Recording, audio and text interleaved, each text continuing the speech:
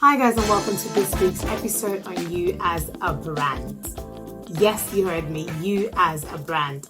We all know that if you want to be successful, creating a personal brand is no longer an option. It is now a necessity. Whether you're aspiring to be the best entrepreneur or the best career person, you're trying to land a dream job or trying to get the best deal out there, it is so important that you build your personal brand. So I'm going to share with you 8 key steps that I follow on a regular basis, just to sort of keep me on my toes and help me to ensure that I am keeping this brand going. It's not easy, as we all know, but we've got to keep it going. The first thing that I do on a regular basis, and even though I understand this first step, but it's important for me to do it every now and again, is determine your unique proposition. I determine what my unique proposition is on a regular basis, and this is what I'm offering to people. I want people to believe in my brand. What am I offering? What am I giving them? It's so important for you to identify what these things are, because when you spend time to think about what makes you different from the other person, because the reality is there are other people doing what you want to do, but what is that extra thing? What is that unique thing that you're giving that others don't have? Is so important. The second thing that I do is I identify who my target audience is or are. You know, it's so important. If you think about Starbucks is a coffee shop, right?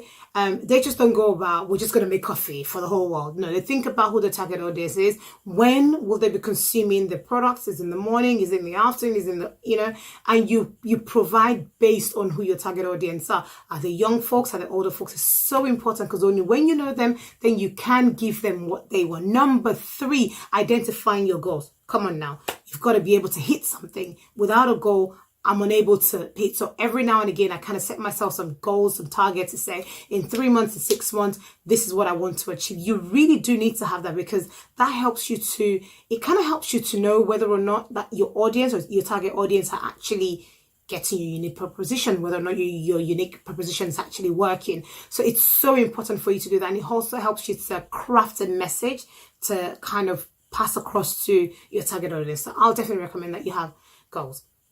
Number 4 is I reorganize my priorities. So I always say one thing. More often than not, we give of ourselves. We pour of ourselves so much to people. We're always forgetting ourselves. You are the brand. I am the brand. So I've got to make sure that I look after myself. It's so important that when people meet the brand is not looking tired. The brand is not looking raggedy, like, so exhausted. Like, you have to make sure that you are practicing self-love. I do that every now and again. I practice self-love every now and again. I do me. I really do me as of when I want to. And I'm saying it loud. I do me. You've got to learn to know how to do you, because you is very important, right? Now, number 5 is paying attention to detail. Now, paying attention to detail comes in many, many ways. I'll give you an example. I'll say everything you do ultimately contributes to your personal brand. The way you speak, the way you move, your email, the tone in your email, the way you respond to people, the way you treat colleagues, the way you treat people around you.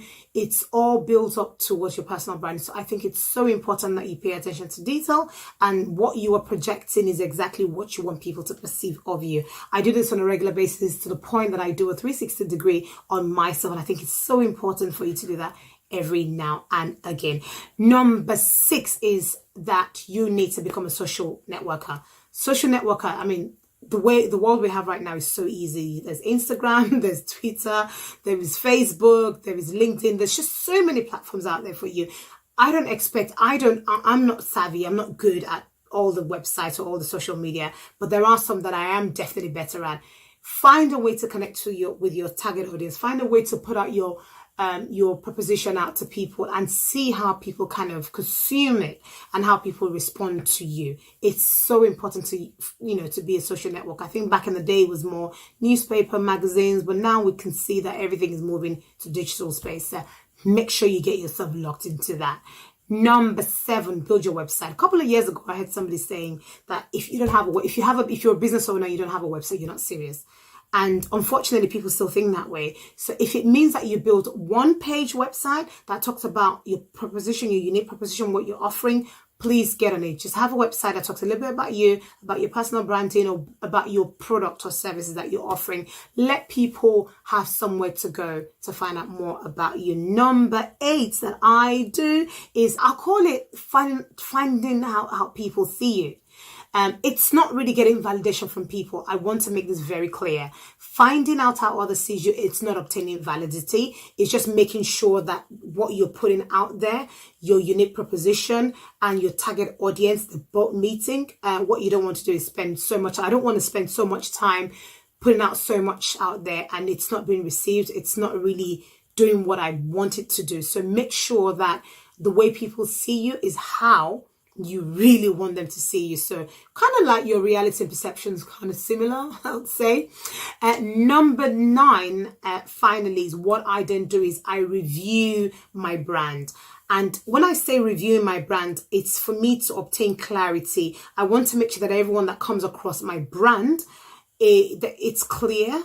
My brand it's easy for them to understand. I think one of the biggest mistakes we can make is to have a brand that isn't clear and easy to understand. So make sure when people land on your website, when people land on your page, when people meet you, it's very clear. They understand what you're about, what you're giving, what you're providing. Now, guys, I'm not saying, I'm just going to put it out there saying, I am still learning. These are the steps that I put in on a regular basis to check me, to put me on a check, to make sure that I am staying on top of my personal brand. And I'm sure there are lots of other points out there that can help us to stay on top of our personal brand. If you do have any more nuggets or any more points that can help me and help everyone else, why don't you leave a comment below and let us know the points and the things that's helped you to stay on top of your brand. If you haven't seen this week's episode on You as a Brand, check it out on our website, www.joemaxwellshow.com, or you can visit our YouTube page and just search for Joe Maxwell Show. And whilst you're at it, don't forget to like, comment and share. Have a good day, guys.